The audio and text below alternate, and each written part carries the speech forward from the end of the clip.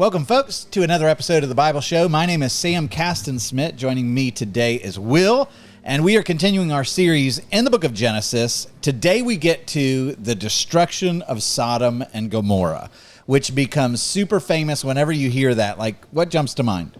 I mean, it's the first, real wrath of God we see. Yeah, so apart from the flood. Yeah, okay, you can forget that. But most people don't even go back to that. They think this one's the one where it's like...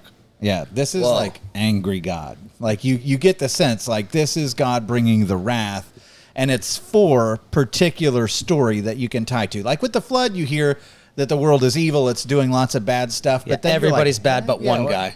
But what does that even look like? With Sodom, it's like, hey, here is a particular city with real people that have shown up before in the Bible, and they're engaging in sins that God is really unhappy with. And so, like, just before we start, like, let me kind of categorize this. When we were in Genesis 18 last time, God comes and he says that the outcry against Sodom was, like, their sins were very grave. The outcry makes it up to him. And, like, because we don't know the history of that culture, most people don't, they're like, everybody else was good and Sodom's this wicked city. And so their outcry comes up because, these people are nice all around Sodom. Yeah. And the reality is, like, no, the whole region is unbelievably wicked. We know that for sure. Like, let me just give you some of the basis for why I say that. Is this one where we need to put disclaimer on? We'll get to the disclaimers. We're okay so far. Okay. We'll get to the disclaimers. By the way, like, if you want to listen to this before you bring your kids in, that might be wise. But we'll try to remember to be like, all right, if you have kids, this is coming to a portion that's going to be, rated PG-17 or whatever it is. Anyway, the people in the land of Canaan are crying out over how wicked Sodom is, which is wild because the Canaanites were known for, well, I guess this is kind of adult, cult prostitution, child sacrifice. Yeah. They're doing things that are unbelievably wicked, even to the point where when, like, we're going to see in a few chapters down the road where when Abraham's like, you know what, I really need to find a bride for my son Isaac. Well, there's civilizations all around, right? Like, just pick one from the local city. Why not?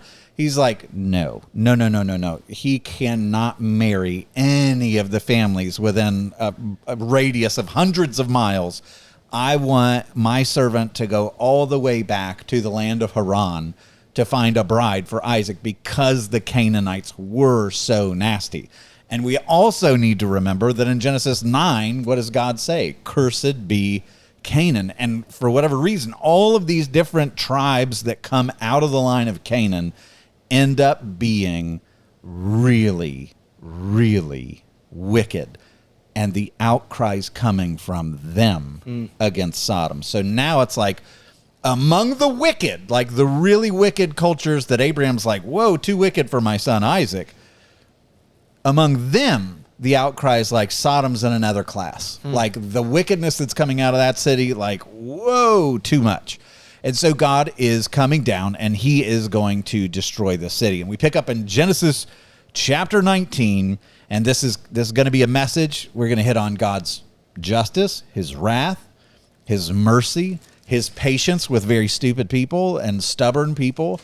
It's a warning against sin and sexual chaos. We're going to see that it's a very stark warning about making compromises with sin. We're going to see one of the cool things about Sodom is you'll see that Sodom lays down the story of its judgment, lays down the pattern for like all the major judgments to come, even the apocalypse and the second coming of Jesus, the pattern for it. And even Jesus will invoke the judgment of Sodom and Lot's wife when he's talking about his second coming. So like there's a lot to unpack there. How can we know about the second coming based on what we're about to see here?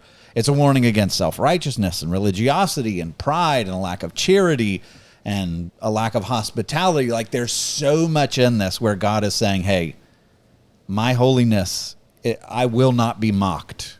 I will not allow civilization. My grace and mercy, like you've watched it from Genesis 12 with Abraham and how he keeps stumbling and doing dumb things and kind of gross things, and Sarah does and Hagar does and Lot does. Like, and I've been patient all along, and then all of a sudden this chapter, it's like, whoa, God is not playing anymore. what do you do with that? So let's jump right in. And it says those two angels that had dispatched. So Abraham's having a conversation with God, and Abraham's like, please, will you save Sodom? Like, what if there's righteous people there? And God's like, if there's righteous people there, I'll save it. But the two angels leave, and they're on their way, right? And that's the first time they're called angels. So they were just men before. So now the Bible's making clear, like, okay, those two guys were really angels. Yeah, there's a reason why Abraham runs and is bowing down like, this is the Lord and two angels. He knew that in Genesis 18. Well, now those two angels, we're told, came to Sodom in the evening. And Lot was sitting in the gate of Sodom. Now, we could read right past that, but that is immensely important to the story. Do you know why? Yeah, because that means Lot has something to do with their people. That's right. right. Authority now. He's an elder, sits at the gate. That's right. If you go and you look through the Bible, whenever it refers to the gates of the city, it's talking about, like, this is the leadership. These are the people who make the judgments. This is where the center of commerce is. This is like the city hall is the gates. And so you watch Lot's progression through the story. In Genesis 13, when, their possessions are growing and their herds are growing and everything is, they're like, whoa, we have too much to share. And Lot sees Sodom and it's beautiful. We're told, it's green. It's like the garden of the Lord. And he chooses to go toward Sodom, but it says he pitched his tents toward Sodom, which means what? He's not in the city. Yeah.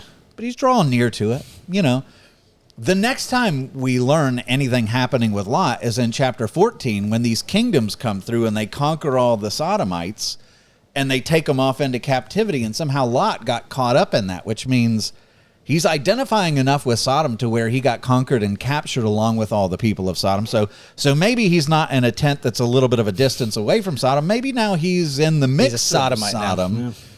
Yeah. But when it says not just that he's at the gate, but this is really important, he is sitting at the gate, which means he's got a seat now in the gates of Sodom, which means he's gone from somebody who's flirting with Sodom to somebody who identifies in Sodom and gets captured, to now it's like he's considered a respected elder. You don't sit in the city, in the gates of a city, unless you've risen through the ranks and you have some bit of respect and notoriety as an elder or a judge of the city.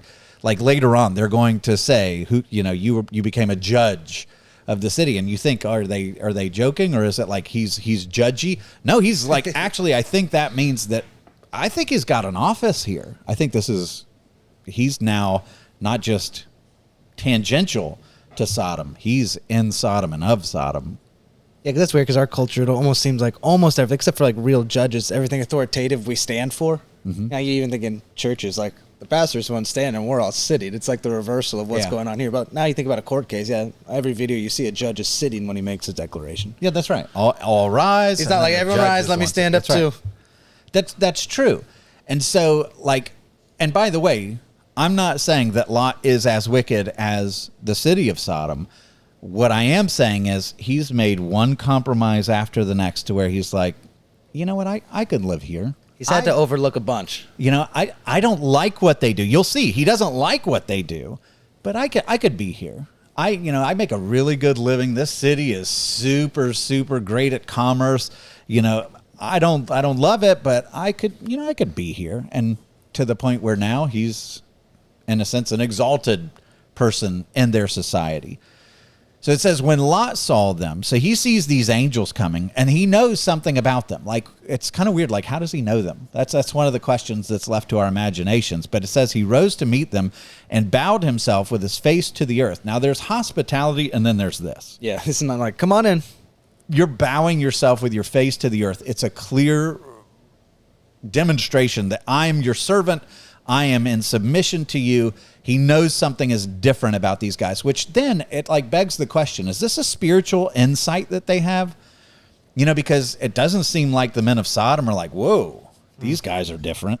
Yeah. We should be reverential or fearful at least because they're angelic.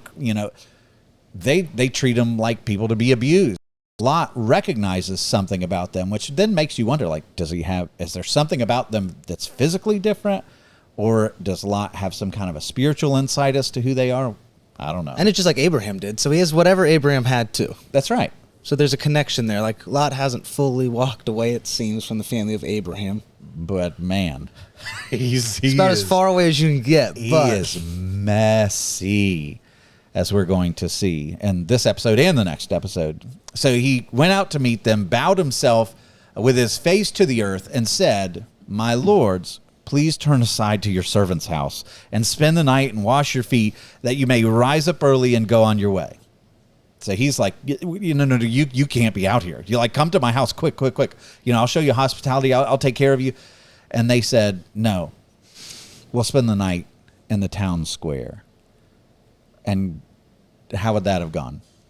for them, I mean, Like, just wait and see. In Lot's mind, he's like, you can't. Yeah, Lot's the scared one here, which shows you the state of all of this. That's right. That he's the one with all the info, and he's like, hey, you guys this is not going to be good for you. Mm-hmm. I'm okay. I'm sitting here at the gate.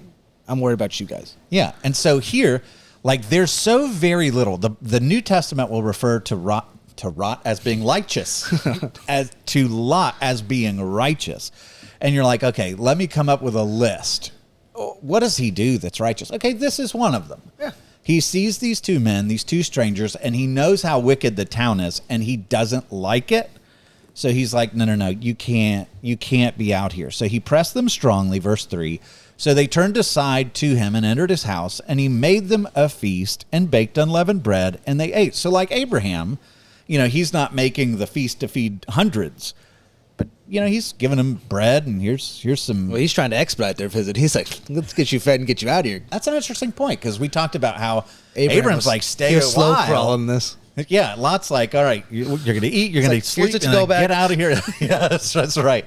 So Lot's panicked, and there's like no doubt that he feels an urgency. There's new men in this town. This is not going to go well. You get his anxiety here. And we know the end of the story, but even if you're reading this for the first time, you notice that, like, this isn't good. Yeah. Like yeah. I know why it's not good, so I get that it's not good, so I understand his feelings. But if you're just this far in the story and you're like, this is the first time hearing this is weird behavior for a guy who's the elder of a city. Yeah, if I come to somebody's house and they're like, no, you need to get in now. Get inside. I'm like, what's going on in this neighborhood? It's a little purgy for me.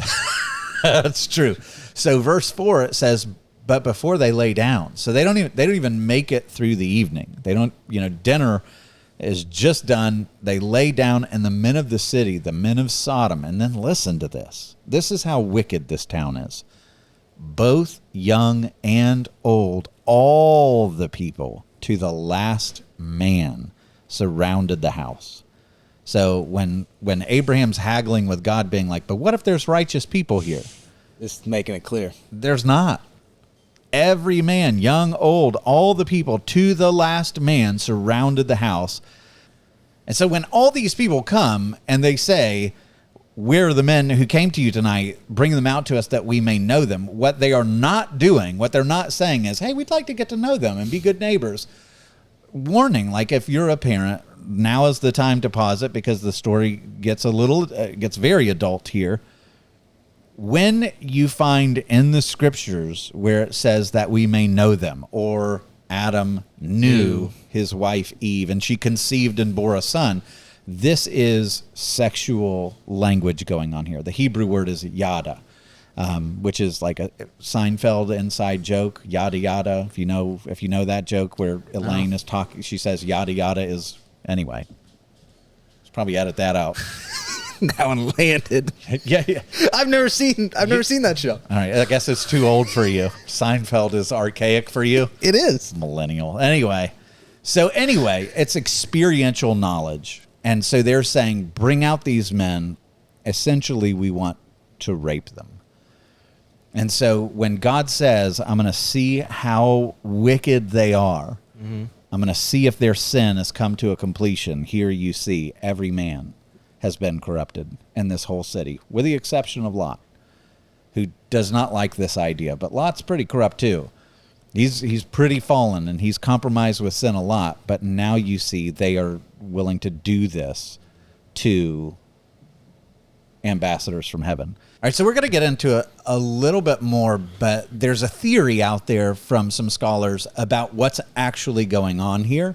And it's compelling. There was an archaeologist who went over there and got permission from the Jordanian government to dig up a site where he thought Sodom should be. So he's using the Bible. He knows where Abraham and Lot were when Lot looked across and saw this place. And so he's like, okay, well, if Abraham and Lot were here and it's within eyesight, it's got to be in that direction. So he goes over there, finds a great what's called a tall in Jordan, or a tell in Israel, which is the ruins of an ancient city that are covered up, and it looks like a massive hill, right? Mm-hmm. He digs it up, and he finds a city that, for all indications, it matches Sodom. Like, it's just spot on. We're going to get into a lot of that as we go through the episode. That's so fascinating what they found there that seems to just verify the Bible exactly as it's told. But one of the things that they find there, where he's like, this is entirely different than everything Canaanite. Like, he finds, as you're looking at where the palace was in the city, that there's pillared architecture, right? There's pillars there.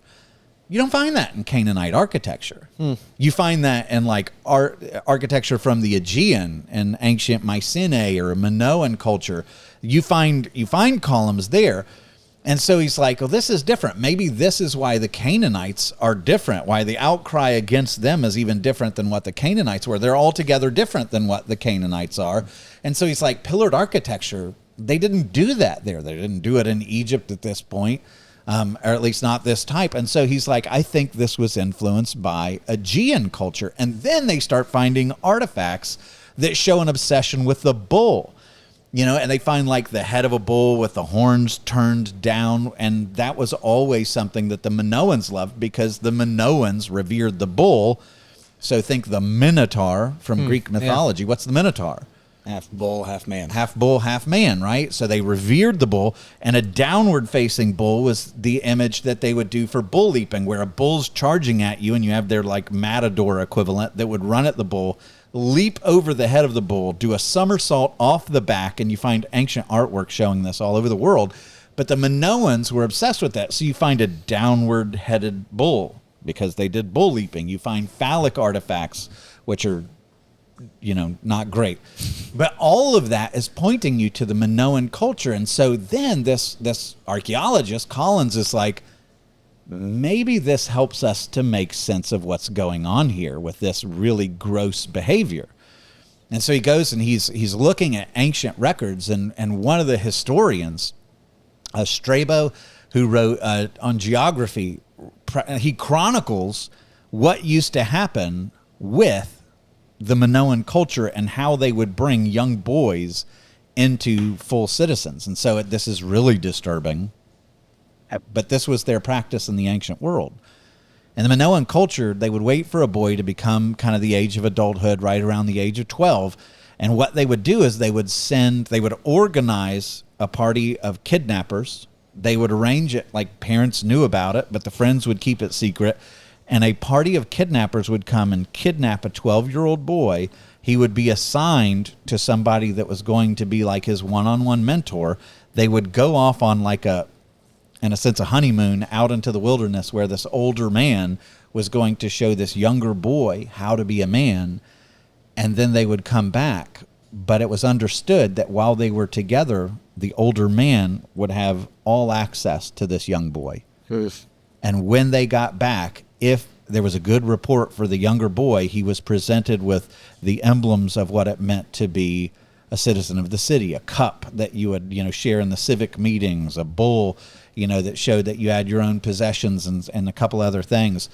But he would also come back and give a report as to what happened with the older man and whether or not it was good or bad.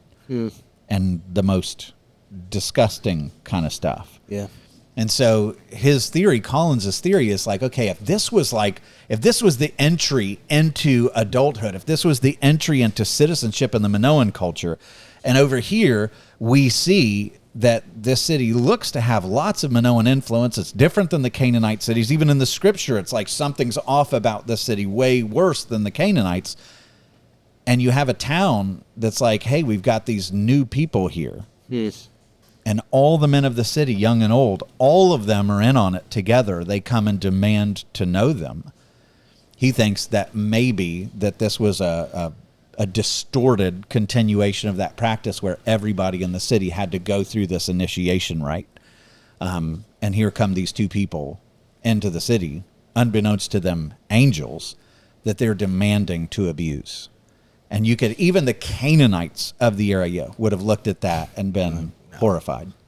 So it's a theory, but as you consider it, like, I think it's a compelling theory. I wouldn't stake my salvation on it, and I won't say, thus saith the Lord, this is reality. But it certainly helps. It makes a lot of sense to for make a whole more sense city out of it. to be so distorted that every man has gone through this ritual that it just supposed that, hey, this is going to continue on and on forever. We all think this way. This is how it happens. It would make sense that there would be no naysayers if this is the culture. That's right. So really incredibly disturbing here. And why it would make sense that Lot is so horrified as a new citizen to the city. Yeah. And he's sitting there going, you can't be here. No. Newcomers, you don't want to be here. We got to hide you. Like, either the city is filled with such a demonic, overwhelming compulsion to lust that the people are just beyond self-control, and this wicked, which is totally possible. It's the way I've always read the story. Or this is some tradition, and in a sense is more wicked, because it forces anyone who wants a say in the city to be abused and to lose any innocence or purity, particularly with regard to sex. Either way, it's absolutely it's all horrific. gross. It's horrific. So, here you have the men coming, and they're demanding, this awful perversity.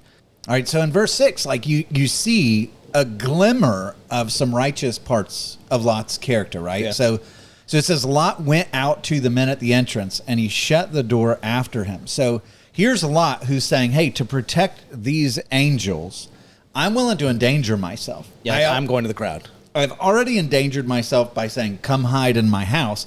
But now I'm going out to these savage, gross men, and I'm shutting the door to keep them safe inside. And now I'm out and I'm endangering myself. And he says, I beg you, my brothers, which is like, probably not the best thing to call people in this city. But he identifies with them, obviously. I beg you, my brothers, do not act so wickedly. So you see, like, he's looking at this. Lot has not drifted to where his conscience is this dead, to where he'd be like, I'm good with this. Yeah, like, keep going. He thinks it's repulsive. And so you're like, oh, okay, maybe Lot has some good in him here. Like, great. And then verse 8 comes and sweeps the legs right out under you. Maybe the worst one.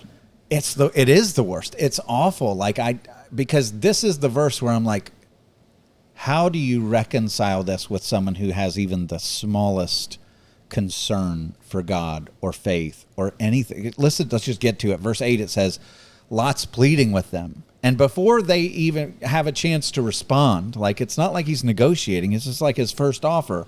He says, behold, I have 2 daughters who have not known any man.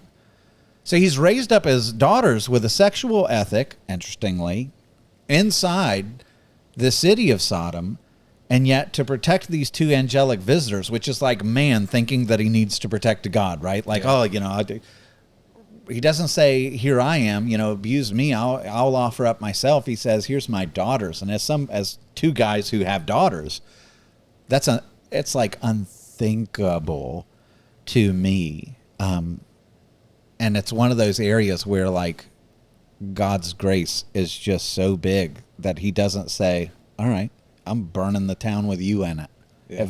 If that's who you are, I'm done with you, because that's like the instinct that everybody listening to this probably has, which is like, what a gross person. But I have to say, like, I think his heart is, these beings from God Almighty are more important than anything. So yeah, that's the only way you could look at it in a semi-decent perspective. But this will also inform where we go next week, to where these daughters have no boundaries of sexual ethic. They have no boundaries on the character of God. There's nothing that they understand that points to the dignity that they have as being made in his image. Like, we're going to see, they're the product of Sodom. Really corrupt. Yeah, they're not shocking. We shouldn't be shocked when we get to that chapter. You will be, but it's not shocked that they came out of Sodom. but it's like you see the dominoes of sin here. So Lot starts compromising with sin, and he's going to raise a family not just outside Sodom, not just being a member of Sodom, but being somebody who's in the gates. Like by essence, by being a part of it, he's endorsed this to his family, all this sexual dysfunction that's going around. And you look at the daughters, and like when we read this story, we're like, oh, these poor virtuous daughters, these daughters end up being wicked as all get out. They're not little children, they're grown adults, but it shows why are they the way that they prove to be, that we'll see next week. Well, it's because Lot brought and began compromising with the ethics of the world for the sake of chasing money and industry and everything else. And now his house is corrupted because he made all those little compromises one at a time. And imagine being a daughter who has a dad that's willing, he's compromised by moving into Sodom. He's compromised by raising you up in Sodom. And now you see that he's even willing to compromise with you. Like, I don't know, lots of complex character. Like, to know that he's in heaven, like, my brain has to go, okay, there's something righteous that happened to him after all of the stories end with him. Because in my mind, I want the people that are going to be in heaven to be good people who earn it. Yeah, no.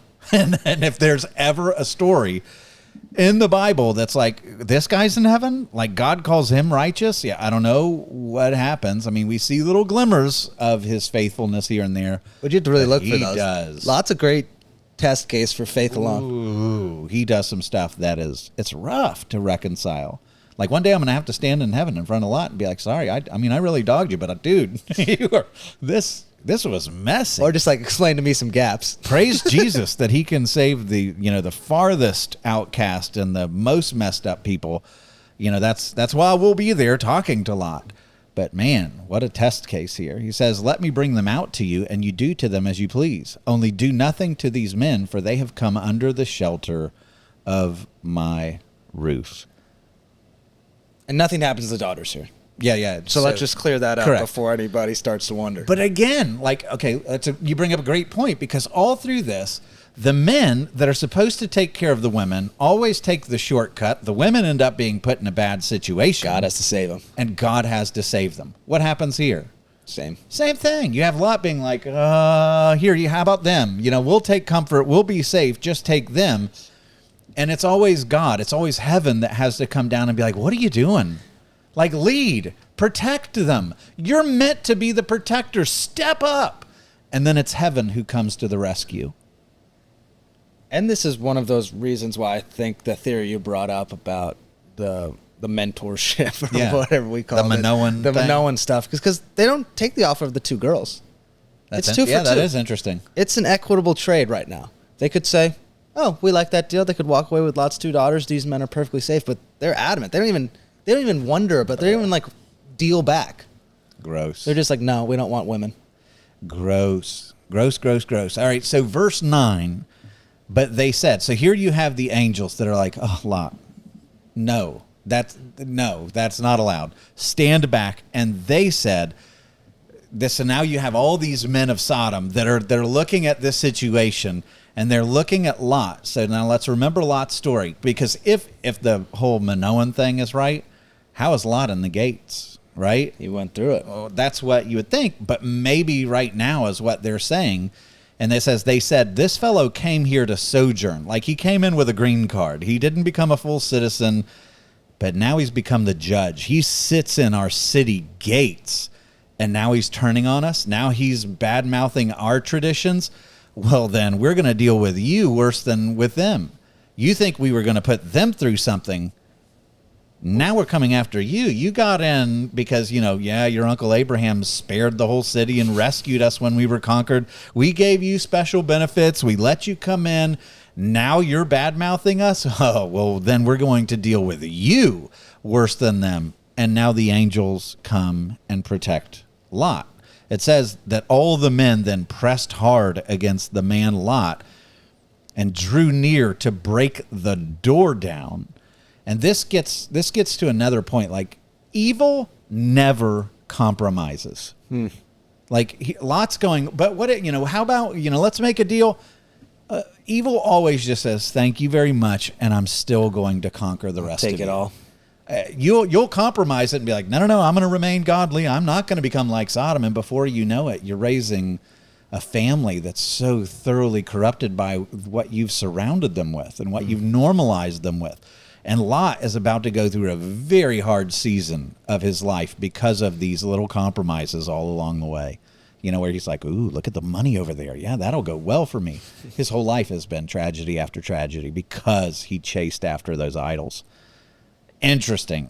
So they're pressing hard against Lot to break the door down, but the angels, the men, reached out their hands, brought Lot into the house with them, and then shut the door. Hold on to that. Remember that. They shut the door. And they struck with blindness, the men who were at the entrance of the house, both small and great, so that they wore themselves out groping for the door. The idea is, like, this is just more than a normal blindness, where it's like that many people, they're going to find the door. Like, there's something going on here where they are supernaturally disabled, not just with sight, but they never will get in. They are disabled. They cannot get there. And so here, I want you to take special note that God provides salvation behind a door. We're going to come back to that. So then, verse 12, then the men said to Lot, have you anyone else here?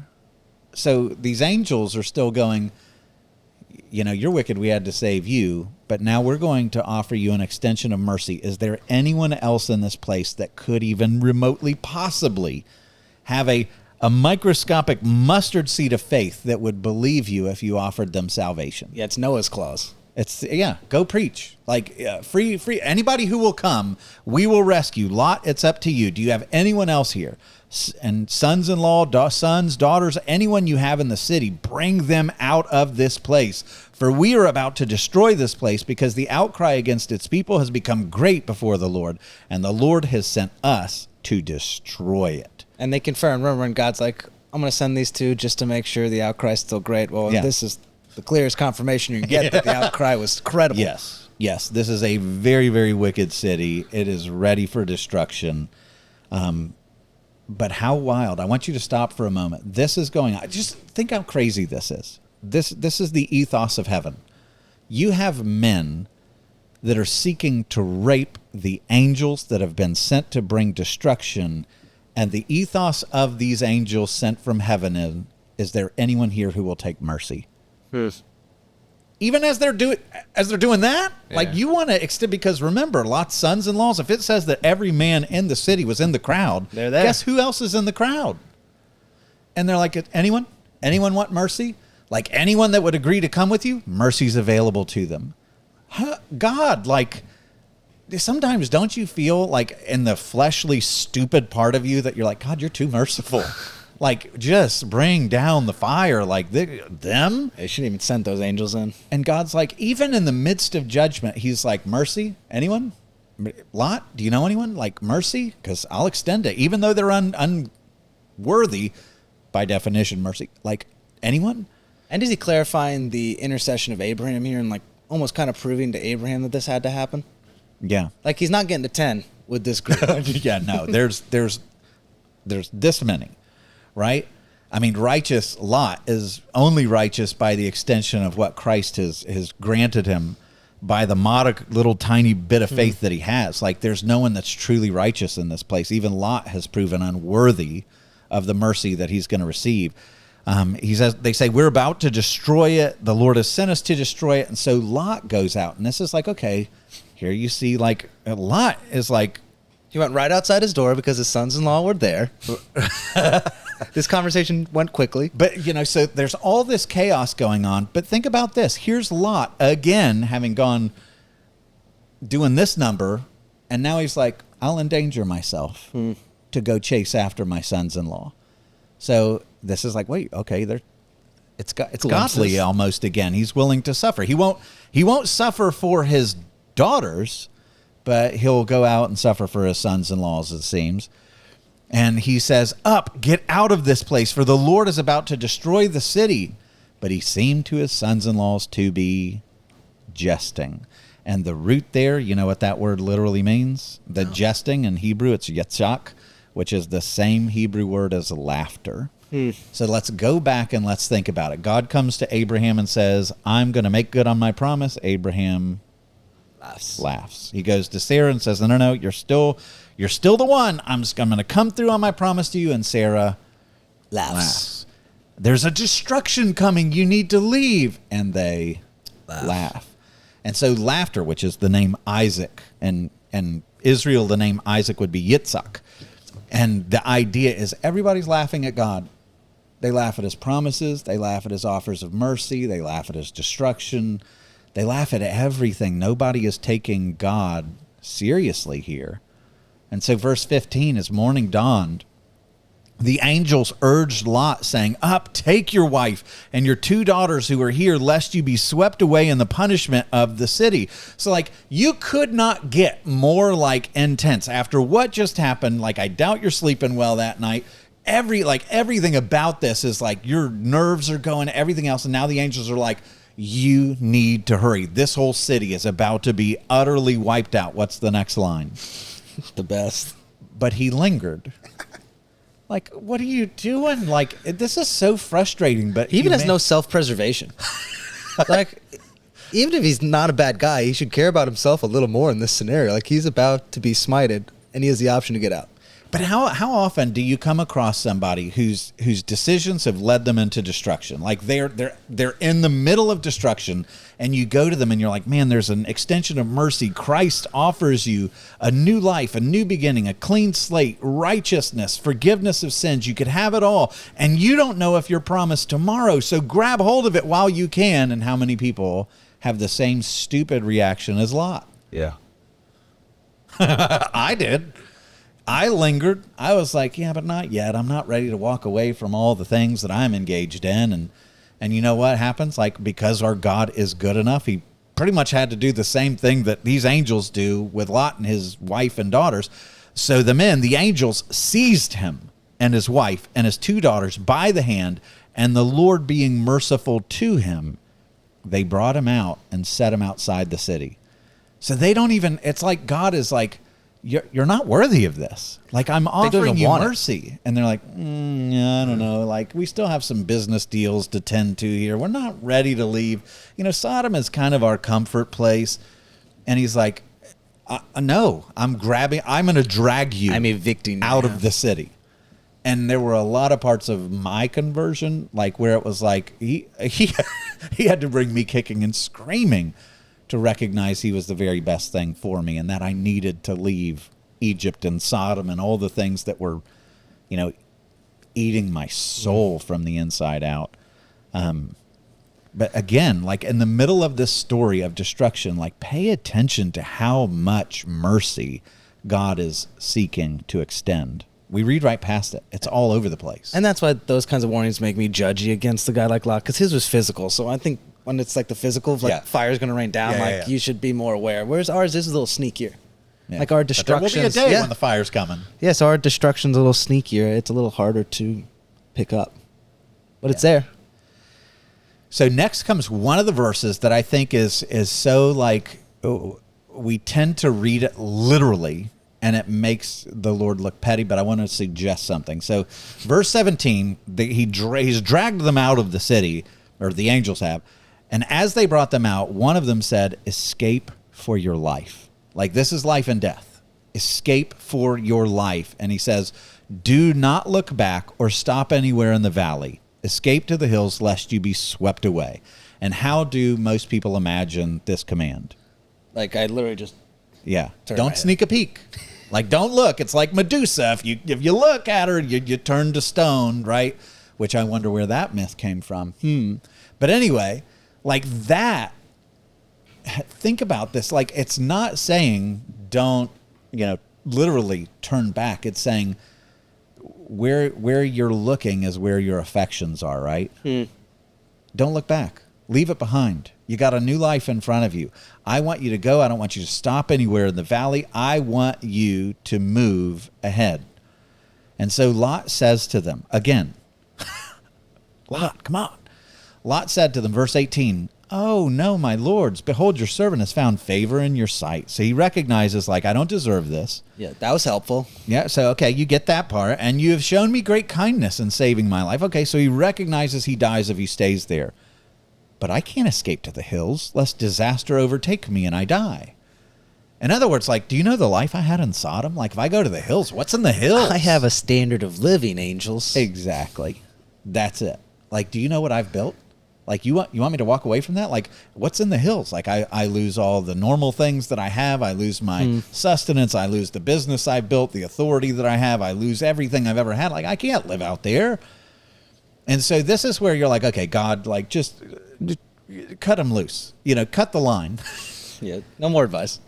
And so he starts negotiating. He says, oh, you know, behold, this city's near enough to flee to. And it's just a little one. I don't want to be out in the wilderness depending on you. I don't want to go to the hills where there's no people to industry to have. He's like, you know, just give me, I just want a little city.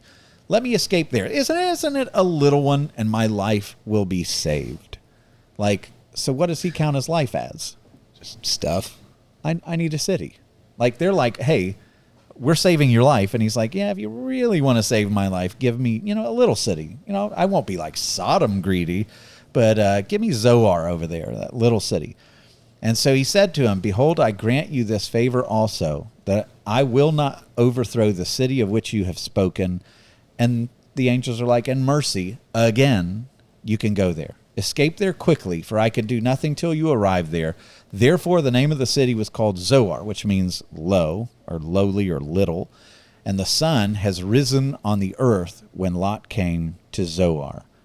Then, now hear this, then the Lord rained on Sodom and Gomorrah. Like, we haven't heard much about Gomorrah. Yeah, why does that just get thrown in? I don't know. So there's five of the, remember when the four major empires go up against the five little tribal chieftains and they get conquered?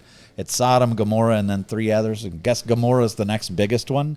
But it's like there's no players in Gomorrah. It's just, I guess it's in the blast of what God is Could just be the same thing.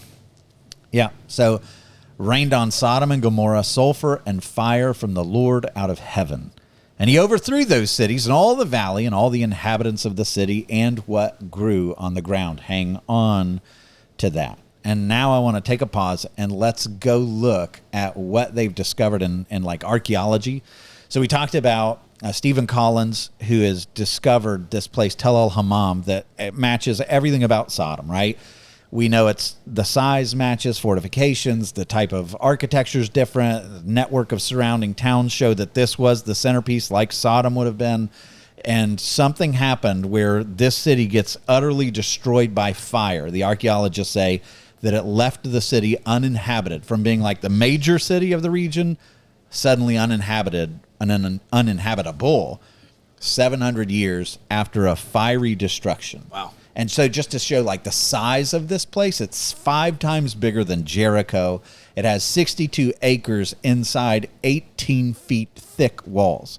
So to go back to this particular time period, 3,700 plus years ago, this is a massively fortified city. You're not messing, like for the region, Sodom's a big deal. And that means it wasn't just like a couple of guys that had a screw loose in the city. That's correct. You know what I'm saying? It's not like, this city was just made of 12 wicked men. We shouldn't think about this as a deal. No, this is a real place. So the outcry of the region, you can imagine, if that's the big city and what it's exporting and what it's importing. And, we got to go to Sodom to do business. What does that mean? Yeah, wow. Yeah, you can imagine the outcry would have been huge.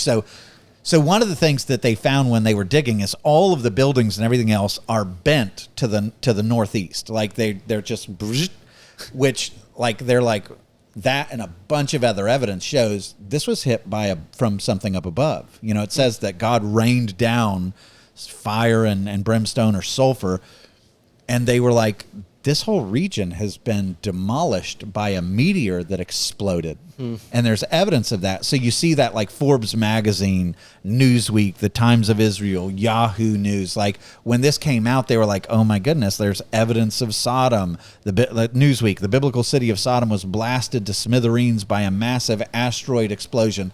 And the reason why they all said that is there's a bunch of evidence. And it shows that an asteroid came, exploded over the northern side of the Dead Sea. So Sodom's just to the north of the Dead Sea. meteor comes, explodes over the Dead Sea, and sends all of its shrapnel, the shards of sulfur and brimstone and everything else that just peppers that whole region. And all the buildings are pushed over. One of the first places that they uncovered was called the Red Palace because it was burned, and it was burned from above. They had to remove like feet of ash in this place. And you're like, okay, well, great. A city got, destroyed. It was burned. Like, what's the evidence? This is from University of South Carolina Archaeology and Anthropology Institute, where they're like, the evidence that this was hit by a meteor, this was no normal little flare that came through. Like, this was a massive destruction event. So let me just read from their report. Kind of wild. They had no idea an unseen icy space rock was speeding toward them at about 38,000 miles an hour. Flashing through the atmosphere, the rock exploded in a massive fireball about 2.5 miles above ground.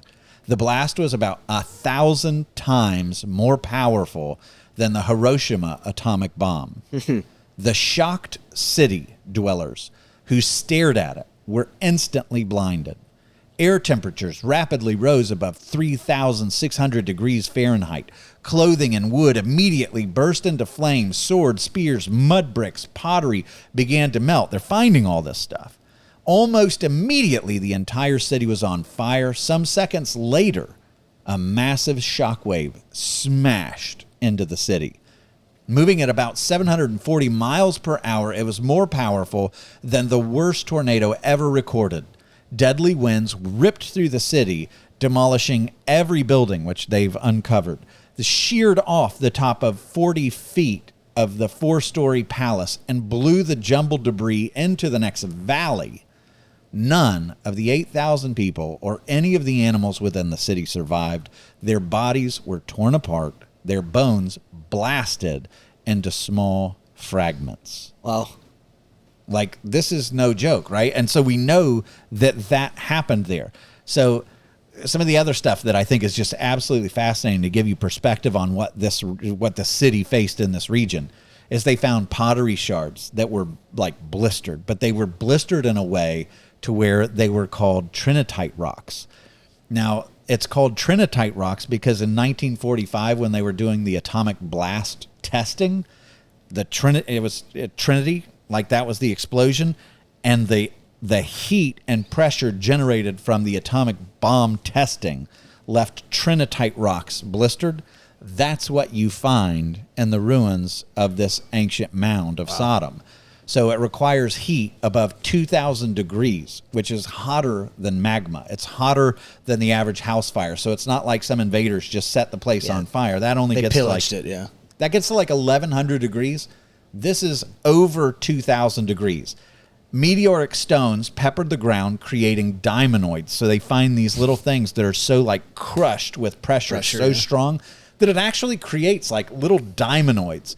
The sand is crushed into shocked quartz and cracked, which like the scientists that are looking at this are like, holy moly, like that requires 725,000 pounds per square inch to create shocked quartz like that. Wow. 150 pickup trucks stacked on your thumb. That's the equivalent of that.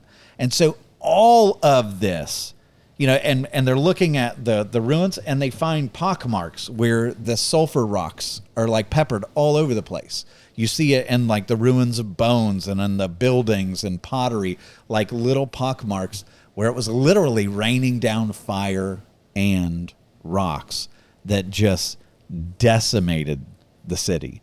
Now, one of the interesting things on top of that is it says that it fell upon the land, right? Now, when it says it destroyed all that grew on the ground, one of the things that they found in their report is that when this meteor comes and it explodes over the Dead Sea, right? Which then the shock wave pushes down into the Dead Sea and then shoves that all over the land. What's unique about the Dead Sea? It's salty. Oh, that's right. You got a rock from the Dead Sea. Well done. It's a salt rock. That's a good little prop. So you find that all over the place because this thing is 9 times more salty. It's salty, folks. Than the oceans. If you go in there and like they tell ladies that not to shave your legs before you go in there, because it will burn. Yeah, you figure out if you have any cuts. Yeah. Yeah. You know, all the guys that have hemorrhoids, you're welcome.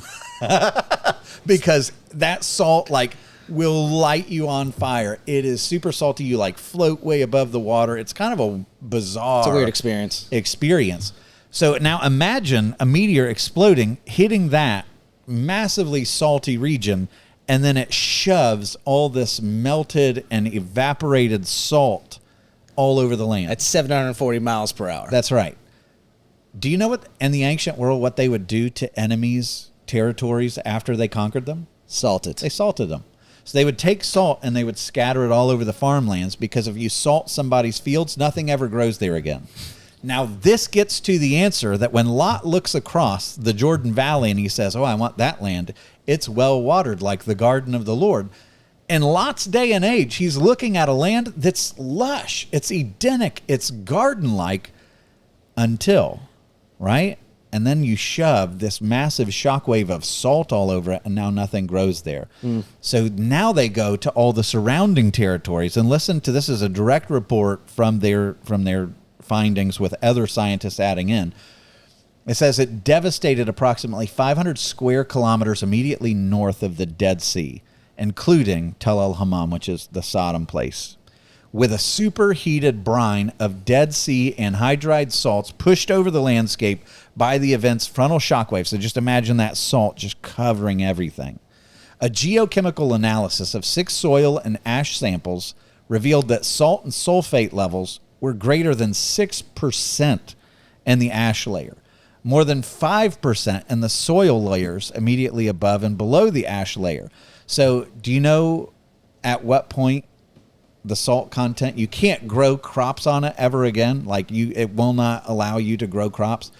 If you have 12,800 parts per million, you cannot get seeds to germinate. And this is saying between 50 and 60,000 parts per million is what the salt content is in the soil. Well, how did it get there? They know that it's from this explosion that then covered everything with this melted anhydrite, dehydrated salt that just covered everything and stuck to all the plants and killed it all. So that's going to become later on, like if a huge salt blast is going over this region, what else in the story do you find that is associated with salt? Lot's wife. Lot's wife. That's interesting. It's an interesting theory. So why did they associate her with salt? That'll be an interesting theory anyway. So Deuteronomy 29:23 says the whole land burned with brimstone and salt. So when Moses talks about this in Deuteronomy, he says it's brimstone and salt, nothing sown and nothing growing where no plant can sprout. That's Deuteronomy 29:23. So the Bible is like, yep, salt was put all over that region. Well, yes, it was. So in this, you see in verse 26, but Lot's wife behind him looked back, and she became a pillar of salt. And so the way that I always understood this, like we talked about, was like Lot's wife is walking along, hears a noise, looks back at Sodom, and God goes, ha, gotcha, and she turns into salt, just like a salt snowman. Yeah. And she's just frozen in time and salt. So this is where I would say, like, when she turns and looks back. The Hebrew verb there, nabat, can mean to look, to gaze, or to regard. So it's like, the Bible says, keep your eyes fixed on Jesus. Like, what does that mean? It's not like, okay, the test of faith is like, all right, I'm not, this is like a staring contest. It's saying set your affections on him. Keep him as the object of your affections, right? So when it's talking about Lot's wife looking back, it's not like God's going, ha, she turned. I saw her right there. I saw turned to salt. She loved Sodom. She wanted to go back. Her heart was there. She was not wanting to follow God. She stopped. She didn't want the salvation, and she literally turned back because her heart was set on Sodom, not on the Lord. And, whether or not that blast of anhydride salts literally turns her, covers her, and encapsulates her in salt, or burns her and reduces her to salt, like, for whatever reason, she was associated with salt for getting back into the blast radius. And Jesus, let's go to Luke's description of this, because when he describes the second coming, Listen to what he says about it, because he says it's going to be like Sodom. Listen to what he says. It was Luke 17, verse 28. Likewise, just as it was in the days of Lot, they were eating and drinking and buying and selling and planting and building. But on the day when Lot went out from Sodom, fire and sulfur rained from heaven and destroyed them all. So it will be on the day when the Son of Man is revealed. Now listen to what he says, because it's not like, where are people looking? He says, on that day, let no one who is on the housetop with his goods in the house not come down and take them away. And likewise, let the one who's in the field not turn back. What's he saying? Don't have regard for all your stuff. Yeah, don't go like back. The person on the roof can't be like, oh, my stuff, I got to go grab it. The person who's out in the field can't be like, oh, my money, I need to run back in. So when Jesus is interpreting and giving you the practical application of what's going on here, what he's saying is, you can't love your stuff more than God. You can't love your comforts. You can't love what you built here more than you love God. What's Lot's wife's problem? He goes on in verse 32 of that passage, and he says, remember Lot's wife. And then he drops this very famous line. Whoever seeks to preserve his life will lose it, but whoever loses his life will keep it. What does that mean? Lot's wife wanted to keep her old life. She ran back to it. She lost it. Everything, my whole gaze, all my affections are back there. And so she turns literally into a pillar of salt and loses her soul, loses her future. And what Jesus' practical application of the Sodom story is don't hesitate. Get out of the city. God has told you a judgment is coming. Lean into his mercy. Go with him. Be willing to walk away from all the other petty idols and to go with him wherever he calls you. So now we're back to Genesis 19, picking up in verse 27. It says, Abraham went early in the morning to the place where he had stood before the Lord. So now Abram, you wake up and there's all this commotion. You feel the earth shaking, and like there's something's going on. It's probably a little warm over there. If you're Abraham, destruction's coming. So you're waiting for it. So early in the morning, he goes and stands where he had been before the Lord, and he looked down from a mountaintop, and he looks toward Sodom and Gomorrah and toward all the land of the valley, and he looked, and behold, the smoke of the land went up like the smoke of a furnace. And it's like, man, look at that power. Look at what God has just done, like his holiness being mocked, and he's just scorched it. So Abraham is sitting there. He's got to be wondering, like, I hope Lot got out. Yeah, he never knows, right? I mean, we never see clear, like, they never have a reunion. Not in Scripture. There's I don't think so. Like, I'm trying to think if Abraham's birth Lot comes. I don't think he does. So I don't think so. I think this is it. This is also an Abraham and God moment where now Abraham's wondering, like, yeah, man, did God kill my nephew? Yeah, but listen to where it goes, because you know why Lot was saved? The Bible tells us. It says, so it was, this is verse 29, so it was that when God destroyed the cities of the valley, what? God remembered Abraham and sent Lot out of the midst of the overthrow when he overthrew the cities in which Lot had lived. Why is Lot alive? Abraham. I think because Abraham interceded for him. Because he's a mediator. He's a mediator. He's a priest that's looking at somebody who's in the midst of backsliding or whatever. He has just a tiny little mustard seed of faith, and Abraham's like, please, please, for the sake of the righteous, will you spare? And God goes there and is willing. Like, God's willing to honor that and be like, anybody, not even the righteous, like, I'll show mercy to the wicked if you'll just come. Yeah. And Lot survives because he belonged to Abraham. I think in and of himself, I think he caught faith from Abraham, walking with him, watching Abraham lean into the Lord and whatever he did to where it was like, that behavior's wicked, and I think I should show favor and hospitality to the angels of God. And oh, by the way, I've got every man from Sodom, and I've got these two angels. He fears heaven more than all the men outside of his door. So like whatever faith, however messed up that is, it was enough for God to show mercy and enough for the New Testament to say he's righteous Lot. And so what I want to do now is this is going to present a pattern for all the major judgments to come. And we're going to go through this quick, and then we're going to shut down, I think. But if you think about Sodom being, since the flood, the first major judgment that comes onto the world, it's like a telescope where all of them are the same tube, but they come out a little bit differently as they go. So let's take Sodom, the judgment upon Egypt when God delivers the Israelites out of Egypt, the judgment that God pours out upon Jericho with Joshua in the Battle of Jericho, and then we'll look at Revelation and the final judgment, because they all tell the same story, just different iterations of it. So you ready? Here's how it goes. God sends 2 messengers to offer mercy, to offer salvation, to plead with people to turn, or somebody's saved as a result of these 2 messengers. There's always salvation behind a door. Then there's going to be deliverance. There's going to be judgment. Then after the judgment, there's going to be somebody who says, but I want to go back because I love that more.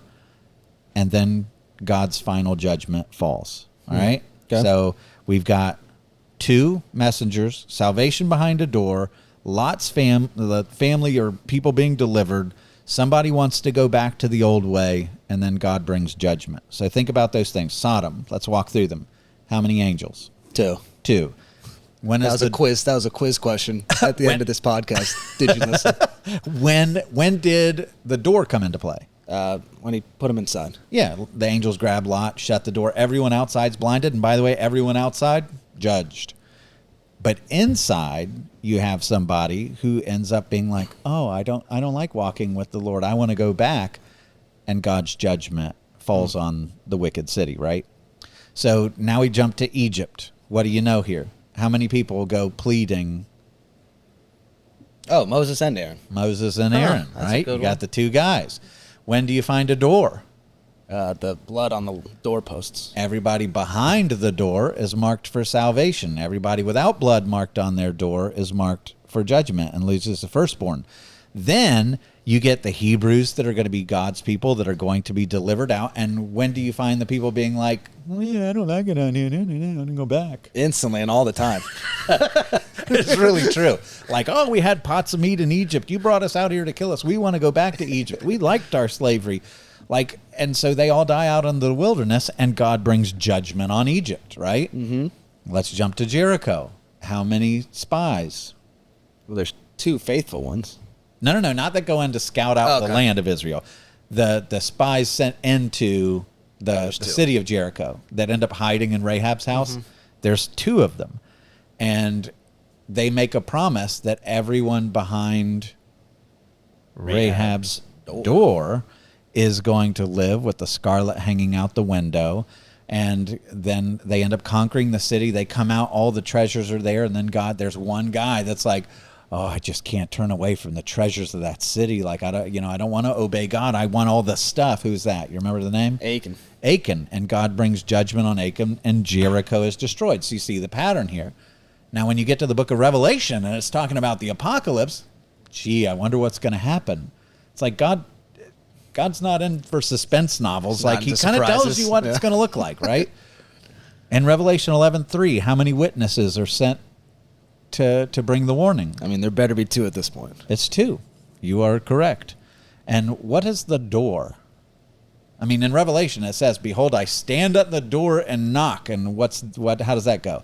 If anybody will open up and come in and dine with me, like, I'll have them. But if you are on the other side of the door, judgment. It's not good for you. Jesus says flat out, "I am the door." Which is the weirdest one he says, and it makes no sense until you think about it like this. Yeah, I mean, so in shepherd terms, that's what he's talking. I'm the door. If you're on the inside of me, you are going to be saved. But if you're on the outside of me, if you're on the outside of what's marked with blood, like, there is judgment for you. And so then when you get through and you start getting into the later chapters of Revelation, when the judgment starts to fall, like Revelation chapter 18 and 19, there's people that are being called out of the wicked world, called out of the wicked city, and they're dressed as a bride prepared for their husband, and they're all coming out, and it's just singing and praising in Revelation 19. They have their eyes so firmly fixed on Jesus. They're just in awe of who he is. They can't wait to be with him forever. It's the greatest day of their life. And in the previous chapter, when it talks about fire falling on Babylon and it being overthrown in a single day, what are all those people doing? Because the Bible tells you that their eyes are fixed somewhere. And you know where they're fixed? All their eyes are looking at Babylon. And you know what they're mourning? all of our wealth, all the stuff we built, all the goods and services and our comfortable life, and they're all weeping and wailing as God's bride is singing and rejoicing for a wedding day. They're having the worst day of their lives because their eyes are pointed in the wrong direction. They've looked back. Like, don't do that. Like, fix your eyes on Jesus. He is the hope. He is your salvation. And oh, by the way, the great Babylon falls by fire. And so you see, I mean, that's just 4 examples of this judgment where you find that. And the story of Sodom kind of launches that off. So if you remember last time, like we talked about how odd it is that the Bible doesn't just say, oh, Sodom, those wicked people who do, immoral stuff. And, you wonder what the Bible is accusing them of. And I do want to address that, by the way, because Ezekiel comes and says it's not just sexual sin. It is that. But Ezekiel 16:49 says, like, after God has been speaking about Jerusalem, he says, behold, this was the guilt of your sister Sodom. So in God's eyes, he's looking at these religious people. We talked about this last time, and he says, Sodom's like your sister. She and her daughters had pride. Like if you're mounting up the sins of Sodom, pride, excess of food, prosperous ease, but did not aid the poor and the needy. They were haughty. So it's like, how much of that description? And then he gets, and they did an abomination. Now, anybody who tries to point at this and say that Ezekiel's saying, oh, sin, the sexual part wasn't the sin. Not the entirety. Yeah. But when it says abomination, that's a specific word that later on, when you get to Leviticus 18 and 20, guess what God refers to homosexuality as? Abomination. An abomination. Or men dressing as women also. And Deuteronomy is referred to as an abomination. And so when you get into this, like clearly it's those things. But it's when he says they were haughty and did an abomination before me. He's referring to that, I'm convinced. And so I removed them when I saw it. That's from the words of Ezekiel. And so in one sense, you've got, okay, yeah, we can look at men that are willing to rape others and be like, oh yeah, clearly that's wicked. That's worthy of judgment. And then Ezekiel's like, well, hold on a minute. And they were greedy, and they were proud, and they didn't care for the poor, and they exploited those around them. And we're like, hey, hold on a minute. Like, I'm not too bad at those Getting things, a little closer. right? But he's like, hey, Jerusalem, the holy city, that's your sister. And you're like, whoa, hold on, whoa. And it's like, in both of those directions, you have the wicked, the licentious, and you have the legalist over here. And as we said last time, both of them miss the mark. Both of them have their eyes fixed on themselves, not on the Lord. And so, like, if there's one thing I think to take away from this, like, if you're sitting in your chair right now, or you're driving around listening to the podcast, or wherever it is that you watch this or listen to it, and you're going, man, am I like one of the people from Sodom that's like super corrupt morally? Like, there's one answer for you, which is run to Jesus. Yeah. Like, there's mercy in the midst of Sodom. Like, come. Yeah. Like, he's offering mercy in the midst of Sodom. Come. And if you think of yourself being like, oh my gosh, like, yeah, I might not be in Sodom, but I'm Sodom's sister. I'm like Jerusalem. I'm self-righteous. I don't need that deliverance. I don't need that deliverance. I'm good enough. I've got it all figured out. And you're the self-righteous person that Jesus seems to have a bigger issue with anyway. Like, he's always getting after it with the self-righteous people. If that's you, guess what the answer is? Run to Jesus. In every situation, what's the answer? Run to Jesus. If you're so licentious and you think, man, I've done so many bad things, God could never forgive someone like me. I'm too far gone. Like, he's in the middle of Sodom with angels that are attempting to be taken advantage of, raped by these guys, and he's like, see if they'll accept mercy. Do you hear the heart of God in that? Yeah. And righteous lot. Right. And then over here, you have Jesus, who's looking at a self-righteous city in his own lifetime that he knows is going to betray them out of a sense of self-righteousness.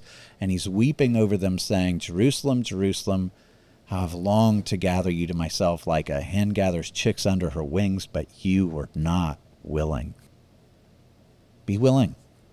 If you're in Sodom, if you find yourself in a Sodom situation, grab hold of the mercy. It's there for you, and he offers it with joy. And if you're in the middle of the Jerusalem saying, I don't need a Savior, humble yourself. The greatest thing you could do for the heart of God, to thrill the heart of God, is to say, I need you. And I'm going to humble myself and recognize I need your mercy, because it's readily available to you, and it's readily available with joy. I was just talking with somebody who was like, I just don't know. I feel so unworthy of it. Like, he's getting a bad deal. He doesn't want me. And it's like, the parable where it says if a man has 100 sheep and he leaves the 99 to chase after the one, like when he finds the one in that parable, he's more happy and thrilled about the one. There's the party in heaven. All the angels rejoice, and he's more thrilled with the one that's finally come home than with the 99. It's like, that's God's heart toward the lost. He wants you. You want to please him? Don't sit around and beat yourself up. Yeah. Thrill his heart by saying, I want you too, and I need you. It's good. Amen? Amen. All right. So grab hold of Jesus while you can, because the day of fire, we never know when it's coming.